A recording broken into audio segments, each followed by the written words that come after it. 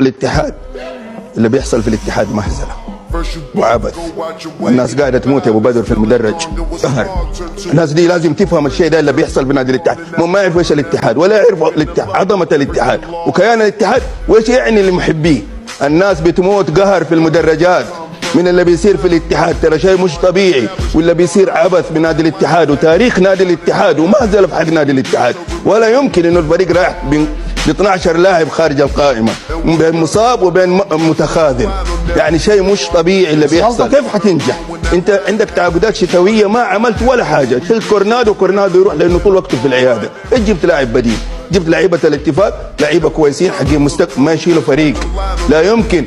النفخ الزايد والمبالغه في المدح والثناء والاطراء انعكسه سلبا على الفريق. طيب. الاتحاد ما انحلت مشاكله لجل كده وضعه سيء. اخر الكلام، هدف مروان الصحفي كارثه تحكيميه. لا حد يقول لي سبت كل شيء وجيت اخر حاجه، كارثه وفضيحه، ويجب ان يحاسب كل من ساهم في القاء هذا الهدف.